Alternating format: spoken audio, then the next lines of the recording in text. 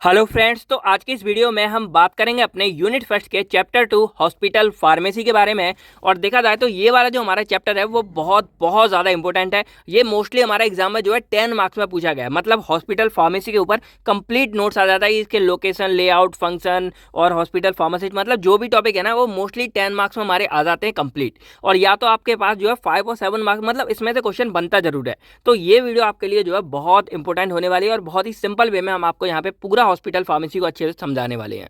तो बस आपसे रिक्वेस्ट है कि इस वीडियो को आप पूरा जरूर देख रहे हैं ना, चाहे आप स्पीड थोड़ा सा बढ़ा लेना, लेकिन वीडियो को आप कंप्लीट जरूर देखना। क्योंकि एक बार आप सुन लोगे ना तो आपकी सारी कहानी आपके दिमाग में घूमती रहेगी और फिर आप बड़े आराम से जो है एग्जाम में इसको लिखकर आ सकते हो। बाकी इससे पहले हमने अपना पहला चैप्टर जो था हॉस्पिटल एंड ऑर्गेनाइजेशन, इसको हमने ऑलरेडी कवर कर दिया है। तो अगर आपने वो वीडियो नहीं देखी हो तो आप जाके देख सकते हो। इंपॉर्टेंट क्वेश्चन भी आपके बन चुके हैं तो वो उसकी वीडियो भी पड़ी हुई है, अगर आपने नहीं देखी हो तो वो देख सकते हो। सबकी जो लिंक होगी वो आपको डिस्क्रिप्शन बॉक्स में मिल जाएगी, जाके आप चेकआउट कर सकते हो। और ये वाला हमारा सबसे इंपॉर्टेंट है, चलिए इसको समझते हैं।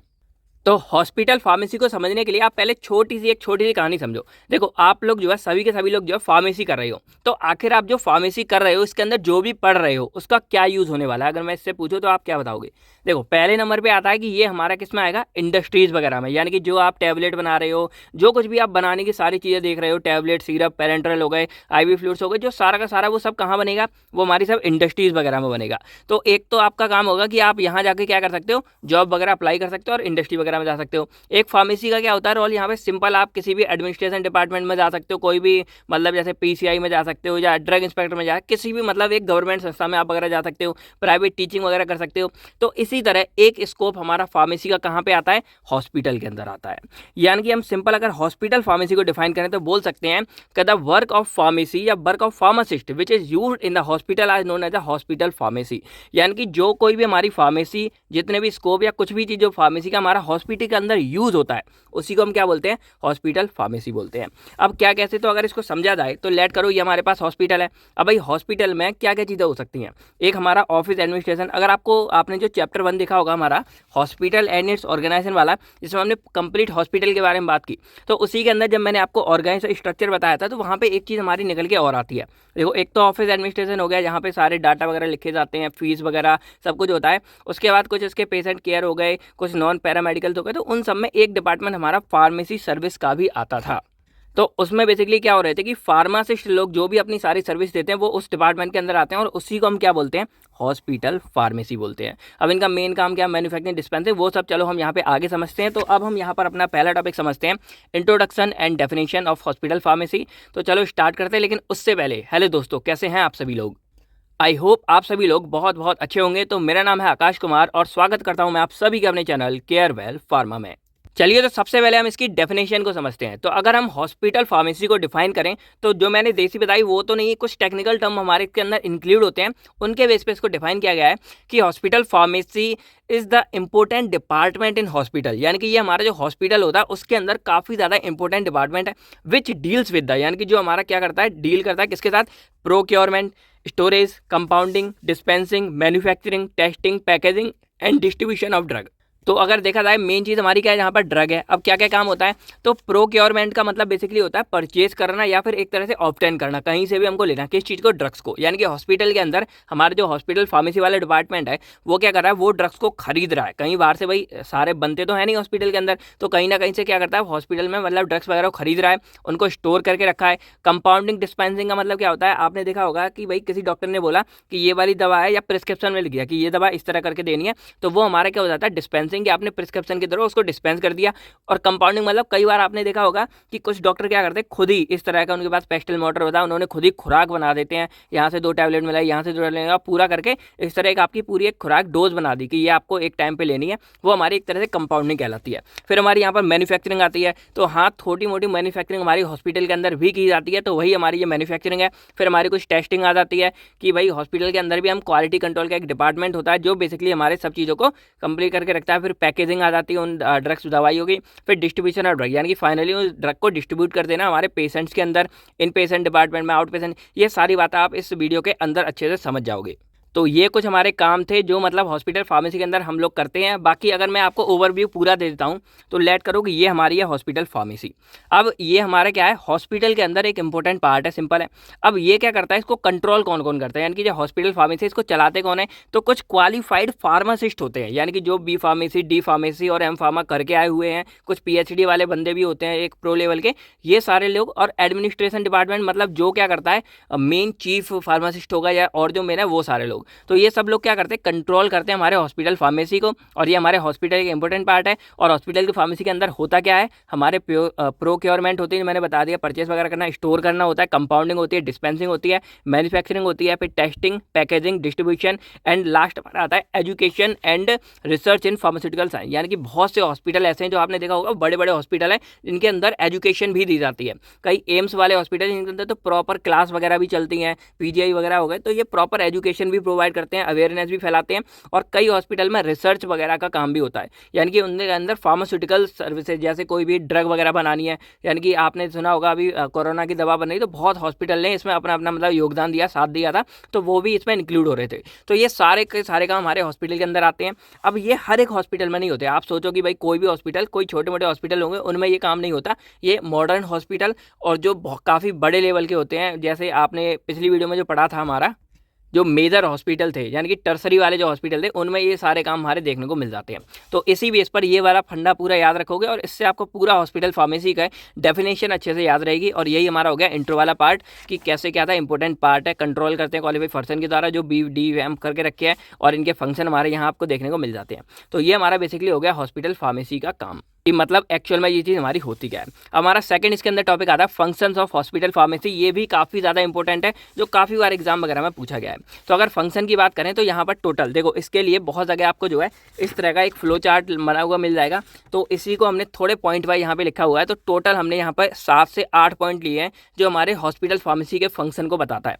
तो पहले नंबर पर हमारी आती मैन्युफैक्चरिंग, देन हमारी आती डिस्पेंसिंग, देन थर्ड आती purchasing and inventory control, then हमारी फोर्थ आती है स्टोरेज, फिफ्थ आती है क्वालिटी कंट्रोल, 6 आती है क्लिनिकल फार्मेसी सर्विसेज, और 7th आती है drug information services, and 8th हमारी आती है एजुकेशन एंड ट्रेनिंग सर्विसेज। तो बहुत चीज़ें आपको इसमें से सेम ही मिल जाएंगी, क्योंकि भाई काम तो हमारा वही है। बाकी इसमें कुछ और चीज़ें लिखी हैं, तो इनको हम छोटे छोटे, आपको ज़्यादा नहीं है, ये 7-8 पॉइंट है। अगर 5 नंबर में अलग से आता है तो कोई भी आप 5 पॉइंट्स को डिस्क्राइब कर देना। बाकी अगर लॉन्ग में आता है तो आप ये सारे पॉइंट को लिखो, और इसके बाद जो भी मतलब यहाँ पे है 2-2 लाइनें सबके बारे में लिख सकते हो। तो पहले नंबर पर अगर मैन्युफैक्चरिंग देखी जाए तो मैन्युफैक्चरिंग सिंपल क्या है, जो हमारे ड्रग्स वगैरह होते हैं हमारे मतलब हॉस्पिटल के अंदर, उनको छोटा मोटा मैन्युफैक्चर किया जाता है हमारे हॉस्पिटल के अंदर भी। जैसे हमारे कुछ आईवी वाले फ्लूइड्स हो गए, कुछ टैबलेट कैप्सूल हो गए। अब कुछ चीज़ें आप यहाँ पे समझो कि मैन्युफैक्चरिंग का एक्चुअल में असली मतलब क्या है। आपने बहुत बार देखा होगा कुछ डॉक्टर क्या करते हैं, मान लो किसी को कोई इंजेक्शन लगाना है इस तरह का, तो वो क्या करेंगे, यहाँ से इंजेक्शन लेंगे, यहाँ से डिस्टिल वाटर लेंगे, इसमें मिलाएंगे, कुछ ड्राई वाले पाउडर को आईवी फ्लूइड्स में कन्वर्ट करेंगे, कुछ सस्पेंस तैयार करेंगे। तो बहुत सारी ये चीज़ें होती हैं, ये सारी की सारी हमारी मैन्युफैक्चरिंग के अंदर इन्वॉल्व हो सकती हैं। तो बहुत चीज़ें जो हमारी मैन्युफैक्चरिंग में आती हैं। बाकी तो एक्चुअल में कुछ कुछ ड्रग हमारे हॉस्पिटल में बनाए भी जाते हैं, तो वो हमारी मैन्युफैक्चरिंग में आ जाते हैं। सिंपल आप समझ रहे होगे। सेकंड हमारा डिस्पेंसिंग वाला सीन आता है। तो इसमें क्या होता है कि देखो सिंपल सी बात है, हमारा जो कोई भी ड्रग है जो स्टोर में रखा हुआ है, स्टोर में आपको आगे बता दूंगा, वहाँ से वो ड्रग हमारा कहाँ जाएगा, डिस्पेंसिंग यूनिट में आ जाएगा। अब डिस्पेंसरी का बेसिकली काम क्या होता है कि यहाँ पर आपको पता है कि प्रिस्क्रिप्शन वाले जो भी लोग होते हैं वो क्या करते हैं, डिस्पेंसरी जिसको हम केमिस्ट शॉप बोल सकते हैं, वहाँ से क्या करते हैं, वो उस ड्रग को लेते हैं, यानी कि अपना प्रिस्क्रिप्शन देंगे और वहाँ से क्या करेंगे, अपने ड्रग वगैरह को ले लेंगे। तो वहीं पर एक और काम होता है हमारा फिलिंग एंड लेवलिंग का, जो प्रिस्क्रिप्शन में हमारा फिल किया जाता है और ड्रग्स के ऊपर भी फिल किया जाता है कि कौन सी ड्रग कैसे लानी है, उसकी लेवलिंग क्या है, ये सारी बातें। और साथ में यहाँ पर जब हमारा पूरा का पूरा मान लो 2-4 टैबलेट अलग अलग निकाल ली, ये एक इसकी पूरे बना ली, उनको फिर रीपैकेजिंग या प्री पैकेज भी किया जाता है। तो ये सब वही वाली बातें, आप चाहो तो अपने मन से 2-2 3-3 बातें बना के लिख सकते हो। बस मेन है आपको ये 7-8 पॉइंट याद रहने चाहिए, और फिर आप सबके बारे में 2-3 बातें बना दोगे। मैन्युफैक्चरिंग में सिंपल आपने देखा कि आईवी फ्लूइड इन सबको हम बनाते हैं, और आईवी फ्लूइड के लिए थोड़ा सा अलग ट्रीटमेंट है, और जो टैबलेट इनके लिए थोड़ा सा अलग है। डिस्पेंसिंग हम प्रिस्क्रिप्शन के थ्रू क्या कर रहे हैं, लोगों को जो पेशेंट है उनको दवाइयाँ दे रहे हैं, उसमें उनकी रीपैकेजिंग कर रहे हैं, यानी कि 2-4 टैबलेट को सबको एक लिफाफे में डाल दिया, फिर उसमें हम फिलिंग एंड लेवलिंग भी कर रहे हैं प्रिस्क्रिप्शन की। ये सारी बातें हो गई। अब जो डिस्पेंसिंग है ये हमारे 2 तरह के पेशेंट के लिए होगा। एक हमारा होता है ओपीडी यानी कि आउट पेशेंट। अब आप लोगों ने बहुत बार देखा होगा, आप किसी हॉस्पिटल में जाते हो तो आप जब उसमें मतलब एडमिट नहीं हो, आप भर्ती नहीं हो, तो क्या आपको दवाई नहीं मिलेगी, आपको भी मिलती है। आप जाओगे वहाँ डॉक्टर से मिलोगे, डॉक्टर आपको देखेगा, उसके बाद आपको वो प्रिस्क्रिप्शन दवा लेके और आप वापस आ जाओगे। तो वो आउट पेशेंट होते हैं, यानी कि वो कुछ टाइम के लिए हॉस्पिटल के अंदर आए हैं। इन पेशेंट्स वो हैं जो उसमें एडमिट होते हैं, यानी कि जिनका बेड इशू होता है, वहाँ जाके वो रेगुलर उनको दवा वगैरह मिलती है। तो ये सारा का सारा काम हमारा डिस्पेंसिंग यूनिट देखती है, जो ये सारी चीज़ें करती है। अब इसमें थर्ड पॉइंट हमारा आता है परचेसिंग एंड इन्वेंट्री कंट्रोल। अब अगर आपको ये चीज़ थोड़ी सी कम समझ आ रही हो तो आप एक काम और कर सकते हो, आप लेट कर लो कि आप कोई भी हो तो मिस्टर एक्स आप क्या कर रहे हो, हॉस्पिटल के अंदर खुद पहुंच गए हो और उसके बाद आप वहां जाके खुद ये सारे काम कर रहे हो। अगर आप खुद को वहां इन्वॉल्व करके देन आप ये सारे काम करोगे तो आपको ये याद करने में बहुत ईजी होगा। सबसे पहले आप पहुंचे, आपने मैन्युफैक्चरिंग कर ली, आपने डिस्पेंसिंग भी कर ली, वहां से टक भी दे दिया। अब आप एक तरह से ट्रेनिंग समझ लो, आपकी ट्रेनिंग हो रही है। थर्ड नंबर पर हमारा आता है यहाँ पर परचेजिंग एंड इन्वेंट्री कंट्रोल। अब परचेजिंग में आपको क्या करना होगा कि आप भाई हॉस्पिटल में कहीं से तो दवा मंगाओगे ना, ऐसा तो नहीं कि आप दवा नहीं मंगाओगे। तो उस दवा को मंगाने की जो प्रोसेस उसी को आप परचेजिंग बोलते हो। अब इस परचेजिंग के लिए आपको प्रॉपर फॉलो करने पड़ते हैं प्रोसीजर वगैरह। अब उसके लिए आपको टेंडर भरोगे, क्वोटेशन वगैरह करोगे, टेंडर फॉलो करवाओगे। आपने देखा होगा ना कि बड़े बड़े हॉस्पिटल में भाई यहाँ से दवा जाएंगी और जो अंदर के मतलब हॉस्पिटल के सामान होते हैं जैसे हमारा अस्थमा पंप, बहुत सारी चीज़ें होती हैं, ऑक्सीजन मास्क हो गया, ऑक्सीजन हो गए, तो इन सब का पूरा टेंडर निकलता है कि भाई कहाँ से इसको खरीदोगे, इसके लिए कोटेशन वगैरह भरे जाते हैं। तो ये सारा का सारा काम भी हमारे कौन करते हैं, जो दवाइयों के रिलेटेड है वो कौन करते हैं, हमारे फार्मासिस्ट लोग करते हैं और ये हमारी हॉस्पिटल फार्मेसी के अंदर इंक्लूड होता है। तो बस यही हमारा परचेजिंग है और ये सब बनाने के बाद इसको क्वालिटी कंट्रोल में भेज दिया जाता है, जो क्या करता है फाइनली इनकी सब चेकिंग वेकिंग करके देन ये हमारा यूज़ किया जाता है। अब इसमें एक और चीज़ है इन्वेंट्री कंट्रोल। तो इनका बेसिकली सिंपल काम क्या है कि ये क्या करते हैं, अकाउंट्स रखते हैं, यानी कि कोई डाटा हमारा कितना आया है, कितना गया है, किसको टेंडर मिला है, ये सारे का सारा रिकॉर्ड्स हम बोल सकते हैं, ये रखेंगे हमारे इन्वेंट्री कंट्रोल वाले। तो ये दोनों भी हमारे क्या करते हैं, फार्मासिस्ट लोगों के द्वारा ही किया जाता है। थर्ड नंबर पे फोर्थ हमारा यहाँ पे आता है स्टोरेज। अब भाई जो भी ड्रग्स आपने परचेज किए उसको कहीं ना कहीं तो रखोगे, तो उसको हम रखते हैं स्टोरेज में, जिसको हम स्टोर डाटा मतलब बोलते हैं। तो वहाँ पर ड्रग क्या करेंगे हम, मैन्युफैक्चरिंग से और परचेज डिपार्टमेंट से, एक तो हम मैन्युफैक्चरिंग करके खुद भी बना रहे हैं वो भी हमारा स्टोर में आ जाएगा, और एक हम परचेज कर रहे हैं वो भी हमारा स्टोर में आ जाएगा। तो ये सारा डाटा हमारा स्टोर में रखा जाता है। फिर यहाँ से जब स्टोर में हमारा सारा डाटा आ जाएगा देन वो हमारा डिस्पेंसरी डिपार्टमेंट में या इन पेशेंट आउट पेशेंट हर तरफ वो हमारा भेजा जाता है जहाँ भी कुछ भी जरूरत होती है।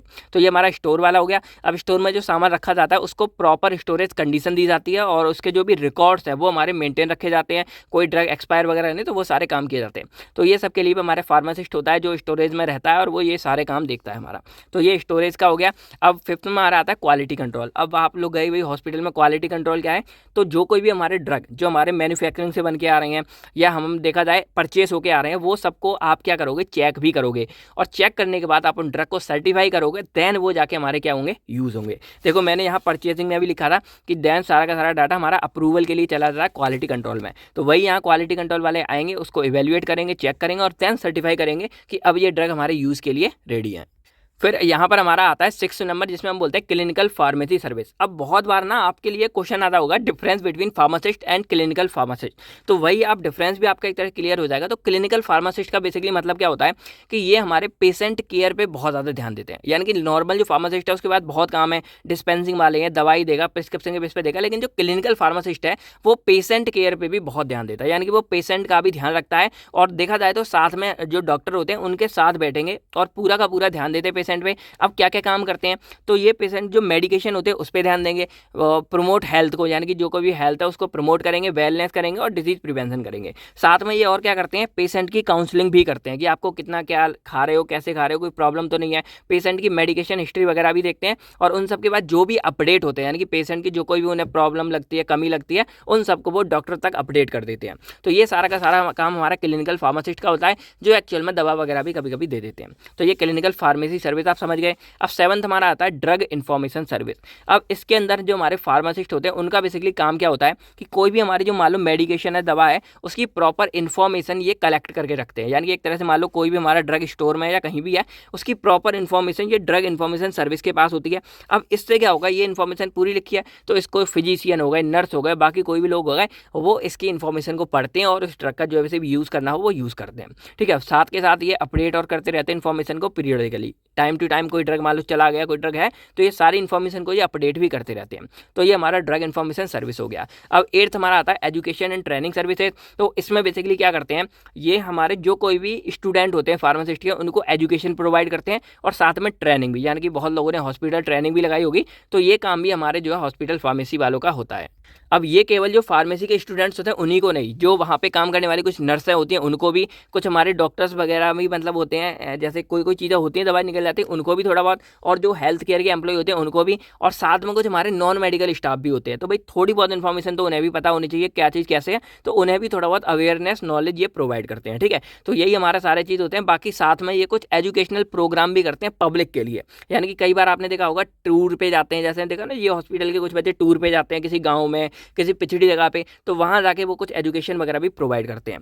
तो इस तरह देखा जाए हमारे टोटल यहाँ पे जो है 8 पॉइंट थे जो क्लियर हो गए। शॉर्ट में अगर मैं आपको रिकैप करा देता हूँ, मैन्युफैक्चरिंग में हम ड्रग वगैरह को मैन्युफैक्चर कर रहे थे, जिसके लिए आईवी वाले अलग थे और पेरेंटल आईवी अलग थे, और जो हमारे ये वाले थे सॉलिड वाले हमारे टैबलेट कैप्सूल ये कुछ अलग बन रहे थे। फिर डिस्पेंसिंग में बेसिकली हम दो तरह से करते हैं, एक हम इन पेशेंट्स के लिए करते हैं, एक हम आउट पेशेंट के लिए। इन पेशेंट के लिए भाई अंदर सारा शेड्यूल होता है, जो भर्ती होते हैं उनको दे दिया, आउट मतलब जो कुछ टाइम के लिए आते हैं उस पर उनको हम दवा वगैरह देते हैं, और इसी में हमारा जो केमिस्ट शॉप है वो भी हमारी इसी के अंदर आ जाती है। फिर हमारी third purchasing and inventory control में है, हम ड्रग्स को बाहर से मंगाने का यानी कि खरीदने का काम कर रहे हैं, और इन्वेंट्री में हम क्या कर रहे हैं उसका सबका इनपुट और आउटपुट डाटा रख रहे हैं। स्टोर में हमारे ड्रग स्टोर करके अच्छे रखे जाते हैं। फिर क्वालिटी कंट्रोल में बेसिकली हम जो कोई भी हमारे ड्रग मटेरियल है उनको हम इवेल्युएट करेंगे और देन वो हमारे हॉस्पिटल में यूज़ होगा। फिर क्लिनिकल फार्मेसी सर्विस, ये हमारे पेशेंट केयर में हेल्प करते हैं, ड्रग में किसी भी ड्रग की इन्फॉर्मेशन अच्छे से रखते हैं, और एजुकेशन ट्रेनिंग सर्विसेज में हम नॉलेज बढ़ाते हैं, अवेयरनेस वगैरह फैलाते हैं। तो ये सारे के सारे पॉइंट्स हैं, सबके बारे में आप एक दो लाइन लिख दोगे आपका पूरा काम हो जाएगा।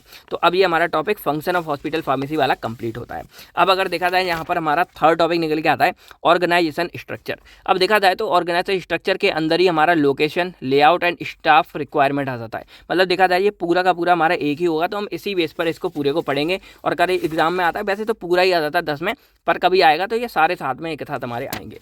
तो सबसे पहले अगर ऑर्गेनाइजेशन स्ट्रक्चर देखा जाए तो इससे अच्छा आप ये फ्लो चार्ट अच्छे से याद कर लेना। तो सबसे ऊपर जो हमारे होते हैं वो होते हैं एडमिनिस्ट्रेशन डिपार्टमेंट, जिसको हम हॉस्पिटल फार्मेसी वाला पूरा डिपार्टमेंट बोलते हैं। अब इसको नीचे हमारा सबसे पहले आते हैं हेड ऑफ फार्मेसी सर्विसेज, यानी कि जो कोई भी फार्मेसी सर्विस हमारी हॉस्पिटल फार्मेसी पूरे हॉस्पिटल में चल रही है उसका एक हेड बंदा होता है, जिसको हम जो है चीफ फार्मासिस्ट भी बोलते हैं, और जो बेसिकली क्वालिफाइड होते हैं एम फार्मा या फिर PhD वगैरह कर रखी होगी, और साथ में उनको बहुत सारा एक्सपीरियंस वगैरह भी होगा। अब ये वो बंदा होगा जो एक्चुअल में हमारे पूरे हॉस्पिटल फार्मेसी को क्या करेगा, ऑर्गेनाइज करेगा, रेगुलेट करेगा। कोई भी प्रॉब्लम आ रही है मतलब शिकायत करने के लिए यही मेन हमारा हो जाएगा। कोई भी कमी है ये दूर करेगा, कोई भी चलाना, रूल रेगुलेशन, फायर करना, हायर करना, ये सारे के सारे कार्य हमारे इन्हीं के पास होंगे। तो यही वाली कुछ बातें मैंने यहाँ भी लिखी हैं, तो कुछ अलग नहीं है, बस आप इसको अच्छे से याद कर लेना और इसी के बेस पे आप बना के लिख के आ सकते हो। तो आप एडमिनिस्ट्रेशन समझ गए, फिर आप हेड ऑफ फार्मेसी समझ गए, जो इनके नीचे मतलब काम करते हैं, जो मेन है, जो सबको हैंडल करेंगे। अब जो बाकी के हमारे जो कोई भी डिपार्टमेंट है इस हॉस्पिटल फार्मेसी के अंदर, वो सब सेपरेट हो रखे हैं अलग अलग। जैसे हमारा पहला आता है मैन्युफैक्चरिंग डिपार्टमेंट। तो मैन्युफैक्चरिंग डिपार्टमेंट के लिए हमको जो बंदे मेन चाहिए वो हमारे एम फार्मा किए होने चाहिए, और ये भी हमारे दो तरह से डिवाइड हो सकते हैं, एक हमारे पेरेंटल के लिए, एक हमारे अदर्स के लिए। तो पेरेंटल के लिए जो चाहिए वो हमको एम फार्मा या बी फार्मा वाले बंदे चाहिए, और अदर्स में हमारा बी फार्मा वाला चल जाएगा। तो ये मैन्युफैक्चरिंग कैसे होता है वो मैंने आपको पहले फंक्शन में अच्छे से समझा दिया है। सेकंड चीज़ हमारी डिस्पेंसिंग आती है, जो मेडिकल स्टोर वाला सीन होगा, केमिस्ट शॉप वाला, वो मैंने आपको बता दिया। तो इसके लिए जो हमको बनना चाहिए वो बी फार्मा या डी फार्मा वाला ही चाहिए, और आउट पेशेंट इन पेशेंट दोनों अलग अलग हो सकते हैं, तो बी फार्मा तो कम से कम हमें चाहिए। थर्ड हमारा परचेज वाला होता है। तो परचेज के लिए जो कोई भी हम फार्मेसी रखेंगे वो हमारा एम फार्मा के साथ होना चाहिए, और एम फार्मा एक मतलब बी फार्मेसी वाला ले सकते हैं जो उसका असिस्टेंट की तरह काम करेगा। मेन हमारा एम फार्मेसी का यहाँ पे बंदा होगा जो परचेज का काम करेगा। अब ये चीज़ें हैं क्या जो मैंने आपको थोड़ी देर पहले ही फंक्शन में अच्छे से समझा दी है। फिर स्टोरेज की बात करें तो स्टोर में हमारा बी फार्मेसी वाला मेन बंदा होना चाहिए, और इसको असिस्ट करने के लिए डी फार्मा वाला हो सकता है। फिर क्वालिटी कंट्रोल बात करें तो यहाँ पर तो हमारे एम फार्मा वाले बंदे ही यहाँ पे चाहिए होंगे। फिर यहाँ क्लिनिकल फार्मासिस्ट की बात करें तो ये हमारा बी फार्मेसी वाला चल जाएगा, लेकिन एक आध जगह पे जो आपने एक सुना होगा कोर्स फार्म डी करके, तो ये फार्म डी वाले बंदे भी यहाँ पर क्लिनिकल फार्मासिस्ट में आ सकते हैं, जिसका मतलब होता है फार्मेसी इन डॉक्टरेट। मतलब इनको थोड़ी बहुत नॉलेज हमारी उसकी होती है डॉक्टर वगैरह, तो इसलिए ये यहाँ पे यूज़ हो सकते हैं। फिर हमारे जो एजुकेशन एंड ट्रेनिंग डिपार्टमेंट है, इसमें हमें मेन जो है एम फार्मा बी फार्मा वाले बंदे चल जाते हैं, और अवेयरनेस फैलाने के लिए कोई भी हमारा चल जाएगा, लेकिन मेन हमें एम फार्मा और बी फार्मा वाले बंदे तो चाहिए। तो ये हमारे कुछ लोग हैं, डिपार्टमेंट है जो हमारे किसी हॉस्पिटल फार्मेसी के अंदर होते हैं, और यही एक्चुअल में इसका ऑर्गेनाइजेशन स्ट्रक्चर है कि क्या क्या कैसे कैसी चीज़ें यहाँ पर होती हैं।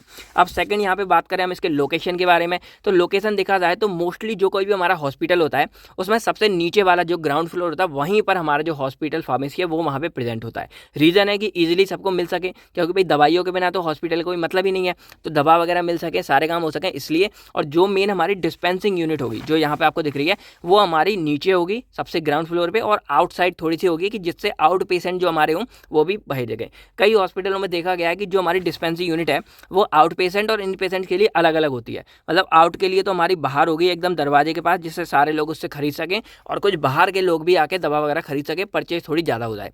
इन पेशेंट्स में हमारे क्या होंगे, जो हमारा हॉस्पिटल होगा तो उसके जो ओपीडी वगैरह होते हैं उनके अंदर ही हमारी जो होती है, जो जैसे इमरजेंसी में मोस्टली देखने को मिल जाती है, तो कहीं भी कोई भी पेशेंट को चीज़ चाहिए वो डायरेक्टली यहाँ से उनको मिल सके। तो ये हमारे कुछ लोकेशन होगी कहाँ कैसे होती है ये। बाकी अब अगर यहाँ पे बात करें हम इसके लेआउट की, तो लेआउट हमारा बेसिकली साइज, नीड, रिसोर्स कैसी क्या हमको ज़रूरत है उसके अकॉर्डिंग हमारा ये पूरा होता है। अब आपको ये केवल एक स्ट्रक्चर है वो यहाँ पे आपको याद रखना है। वैसे और भी थे लेकिन भाई 10 मार्क्स में क्या ही क्या लिखोगे, बहुत ज़्यादा कंटेंट हो जाएगा, तो इसको आप अच्छे से याद कर लेना। तो यहाँ पर इस तरह पूरा एक सर्कल बनाना है, यहाँ से पहले इसको काटो एक, फिर इसको काटो, फिर सबसे आगे हमारा एक होता है एडमिनिस्ट्रेटिव सेक्शन। इसमें क्या होता है, जो भी प्रिस्क्रिप्शन आता है, जो भी कंप्यूटर से बिलिंग होगी, सारा कुछ होगा वो हमारा यहाँ पे होगा इधर आके। ये हमारा ओपन स्पेस है, यहाँ पे हमारे बेसिकली क्या आएंगे, प्रिस्क्रिप्शन लेके हमारे पेशेंट्स आएंगे, यानी कि पेशेंट्स आने की हमारी ये जगह है। यानी कि यहाँ पे उन्होंने अपना बिल दे दिया, अब ये बिल हमारा यहाँ पे आ जाएगा। उसके बाद यहाँ डिस्पेंसिंग यूनिट में क्या होगा, यहाँ से हमारे बंदे पीछे जाएंगे पासेज में। अब समझो कैसे क्या हो रहा है, पेशेंट हमारा यहाँ पे आया ओपन स्पेस में, यहाँ से उसने दे दिया एडमिनिस्ट्रेशन डिपार्टमेंट में, वही अपना प्रिस्क्रिप्शन दे दिया और यहाँ पे वेट कर रहा है कि कब हमारी दवा वापस आएंगी। एडमिनिस्ट्रेशन डिपार्टमेंट ने पूरा इसको क्या किया भाई, एंटर किया, अपनी एंट्री वगैरह की, कैंसर ड्रग कैसा चाहिए, और वो हमारा डिस्पेंसिंग यूनिट के पास पहुँच गया बिल। अब ये हमारा जो प्रिस्क्रिप्शन होगा वो हमारा पासेज में जाएगा, यहाँ पे मतलब घूम सकते हैं लोग। अब इसके बाद ये हमारा जाता है मैन्युफैक्चरिंग सेक्शन में। अब हमको यहाँ पे क्या करना है, जो कोई भी प्रिस्क्रिप्शन में लिखा हुआ है वो चीज़ हमको यहाँ पे बनानी है, तैयार करनी है। तो अगर वो हमारी पेरेंटल आईवी वाली है तो वो हमारी चली जाती है यहाँ पे असेप्टिक सेक्शन में, यानी कि भाई उसको बहुत ज़्यादा सेफ्टी चाहिए, जो कोई भी चाहिए सारा हमारा यहाँ हो जाता है। अब जो मैन्युफैक्चरिंग सेक्शन है वो हमारा बिल्कुल मिडिल में है, क्योंकि कोई भी चीज़ हमको बनानी उसके लिए हमको रॉ मटेरियल चाहिए, तो वो हमारा यहाँ से आता रहता है। अब यहाँ से आएगा, अगर उसको जाना होगा तो असेप्टिक में जाएगा, वरना यहीं पर सारा काम हो जाएगा। और जब सारा काम यहाँ से हो जाता है तो वो हमारा चला जाता है यहाँ पे स्टोर में। अब जब स्टोर में हमारा हो जाएगा तो उसके बाद जो कोई भी उसकी फाइनल फिनिश प्रोडक्ट है वो हमारा इधर आ जाएगा। कुछ भी चाहिए हमें स्टोर में चले जाता है, या स्टोर से कुछ भी हमको लेना है वो यहाँ आ जाएगा, और फाइनल प्रोडक्ट हमारे यहाँ पे आ जाएगा, फिनिश्ड प्रोडक्ट। अब जो कोई भी हमारे यहाँ फार्मेसी घूम रहा है वो यहाँ से क्या आ जाएगा, वापस पैसेज में आ जाएगा, और उसके बाद ये चीज़ हमारी कहाँ आ जाएगी, यहाँ पे पहुँच जाएगी, और जो कोई भी ड्रग होगा वो हमारा यहाँ पर पेशेंट्स के बाद दे दिया जाएगा। एक बार थोड़ा सा रिकैप करते हैं, हमारे पेशेंट्स आए ओपन स्पेस में, उन्होंने यहाँ पे एडमिनिस्ट्रेशन में अपना प्रिस्क्रिप्शन दे दिया, जो भी जरूरत थी वो हमारे यहाँ डिस्पेंसिंग यूनिट में चला गया। एंट्री होने के बाद यहाँ से हमारे फार्मेसी इधर जाएगा, और देन हमारा यहाँ पे जाएगा वो मैन्युफैक्चरिंग सेक्शन में। अब उसको अगर कोई असेप्टिक वाला कोई मतलब आईवी फ्लूइड बनाना है तो वो यहाँ पे बनाएगा, और रॉ मटेरियल हमारा यहाँ से मिल ही जाएगा उसको। अब जब सारा का सारा हो जाएगा तो वो हमारा स्टोर में बाद में स्टोर कर दिए जाते हैं। अब कोई ड्रग पहले से बने बनाए भी सारा कुछ होता है तो वो हमारा डायरेक्टली यहाँ से कहाँ आ जाएगा, फिनिश्ड प्रोडक्ट में आ जाएगा। ठीक है, बाकी अगर मैन्युफैक्चरिंग में कुछ भी होने तो वो हमारा डायरेक्टली फिनिश प्रोडक्ट में आ जाएगा। देन हमारा जब यहाँ पे आ जाएगा जो भी प्रोडक्ट, तो वो हमारा फाइनली यहाँ से पैसेज में आ जाएगा, मतलब जो कोई भी फार्मासिस्ट होगा वो यहाँ से ले लेगा, और देन वो यहाँ डिस्पेंसिंग यूनिट में आ जाएगा, और यहाँ से पेशेंट को सब यानी कि दे दिया जाएगा, कंपाउंड और डिस्ट्रीब्यूट कर दिया जाएगा। तो ये बेसिकली हमारा सिंपल सा लेआउट था, और कैसे काम होता है मैंने एक तरह से आपको वर्किंग भी पूरी की पूरी बता दी। तो अब आप जो मार्क्स के अकॉर्डिंग आप जैसी भी चाहो वर्किंग लिखना, क्या क्या है सबके बारे में दो दो एक एक लाइन आप जो अच्छे से लिख सकते हो। तो ये हमारा हो गया। अब इसमें कुछ फ्लोर स्पेस अगर देखा जाए तो मिनिमम अगर कोई भी फार्मेसी हमको चाहिए किसी भी हॉस्पिटल में, तो मिनिमम 250 स्क्वायर फीट के अंदर वो हमारी बनी होनी चाहिए। बाकी तो वो हमारी जो रेंज ऑफ ऑपरेशन यानी कि कितना बड़ा हॉस्पिटल है, कितनी क्या चीज़ है, उसके अकॉर्डिंग हमारा ये बनाया जाता है।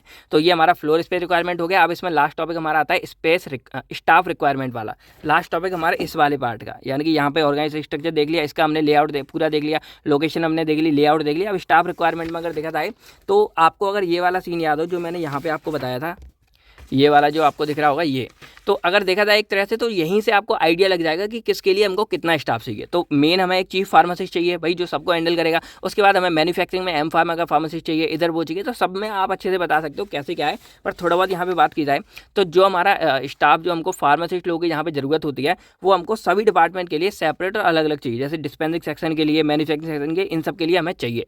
अब सब हमारा एक तरह से इंटीग्रेटेड होता है। यहाँ पे मैंने क्या दिखाया आपको, सब मिल होता है। तो मिलजुल के सारे जो फार्मासिस्ट है वो हमारे काम करते हैं। तो एक चीज़ चीज़ और होनी चाहिए कि कोई फार्मासिस्ट है उसको दूसरे वाले डिपार्टमेंट का भी थोड़ा बहुत काम आना चाहिए कि अगर कभी इमरजेंसी पड़ जाती है तो वो काम कर सके। यही है, बाकी ये हमारा जो जो हॉस्पिटल में कितने फार्मेसी चाहिए वो हमारा उसके वर्कलोड पे, नंबर ऑफ प्रिस्क्रिप्शन यानी कि किसी हॉस्पिटल में कितनी प्रिस्क्रिप्शन आते हैं तो उसी हिसाब से कुछ डिस्पेंस और नंबर ऑफ बेड, इन सब के हिसाब से हमारे फार्मासिस्ट की रिक्वायरमेंट पूरी की जाती है।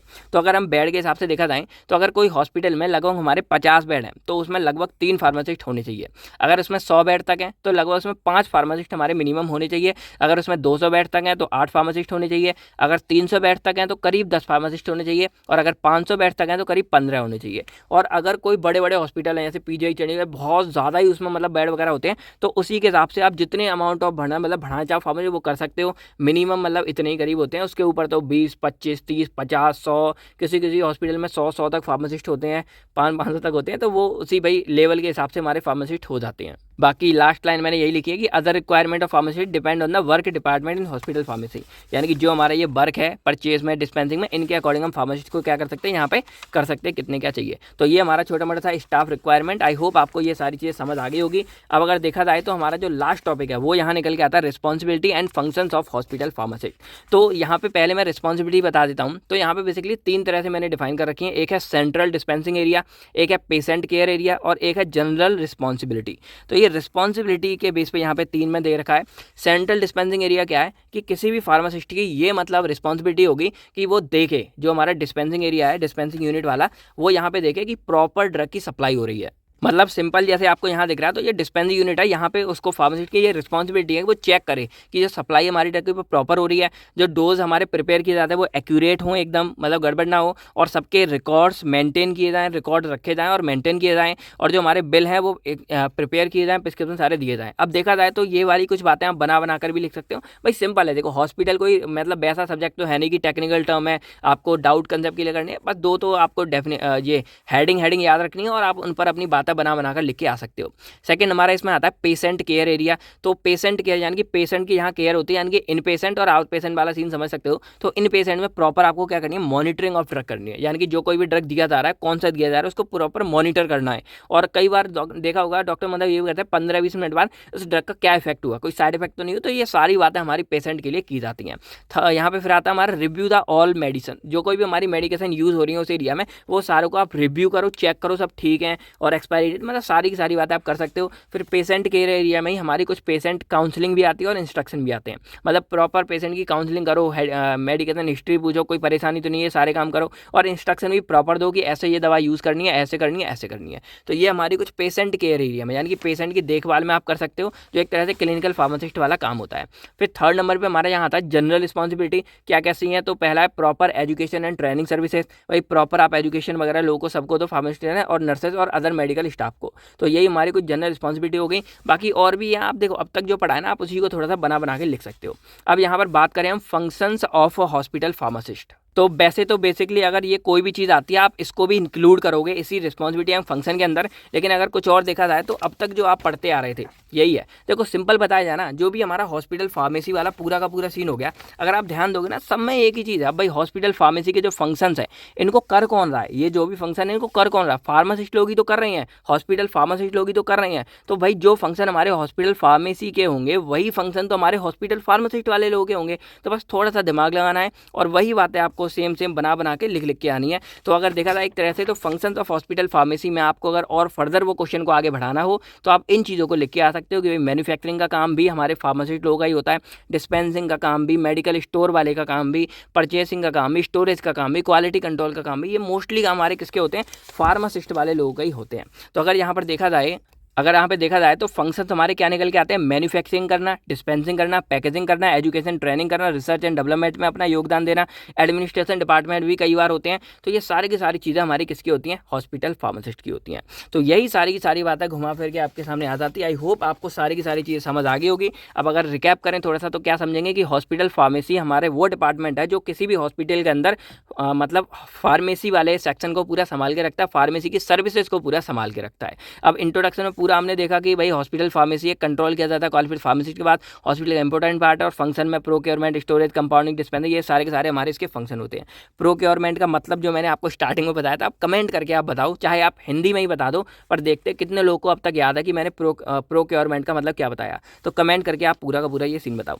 फंक्शन में देखा जाए तो हमारे यहाँ पे मैंने 7 से 8 फंक्शन लिख रखे थे। Manufacturing, dispensing, purchasing, inventory, storage, quality control, clinical pharmacy, drug information, education, research. तो ये सब आपको यहाँ पे याद होंगी अच्छे से। फिर फंक्शंस हमने देख लिए थे। फिर हमने यहाँ पे ऑर्गेनाइजेशन स्ट्रक्चर का देखा जाए तो सिंपल यहाँ पे ये दिख जाएगा, मतलब ऑर्गेनाइजेशन स्ट्रक्चर का मतलब है कौन कौन इंक्लूड होता है, कैसे क्या है। तो एडमिनिस्ट्रेशन डिपार्टमेंट में हॉस्पिटल फार्मेसी है, हेड है, और सब में जो डिपार्टमेंट है जो आपने फंक्शन में पढ़े थे, मैंने उन्हीं के अकॉर्डिंग ये सीरियल वाइज लिखे, जिससे आपको चीज़ याद रहे। तो manufacturing, dispensing, purchase, storage, quality control, ये सारी बातें यहाँ पर आपको मिल जाएगी। फिर लोकेशन, लेआउट में एक पूरा का पूरा हमारा डायग्राम है, स्ट्रक्चर है, इसको आप याद रखना, ये आपको दिख जाएगा। और जो हमारी जगह होती है, प्लेस, वो हमारी ग्राउंड फ्लोर होती है। स्टाफ रिक्वायरमेंट के लिए एक मैंने ये आपको बता दिया, वो आप यहाँ याद रखना, कितने फार्मेसी चाहिए, ये सारी बातें हो गई। और रिस्पॉन्सिबिलिटी फंक्शन मैंने आपको लास्ट में बताई दी है। तो आई होप आपको ये सारी बातें समझ आ गई होंगी। अब आपको वीडियो कैसी लगी कमेंट करके जरूर बताइएगा। बाकी इस वीडियो को लाइक करो, शेयर करो, जिससे हम बहुत जल्दी नेक्स्ट वीडियो आपके लिए ला सकें। तो बस मिलते हैं आपसे बहुत नेक्स्ट वीडियो में। और जो मैंने प्रोक्योरमेंट का मतलब पूछा वो आप कमेंट करके बताओ, हॉस्पिटल फार्मेसी की डेफिनेशन बताओ,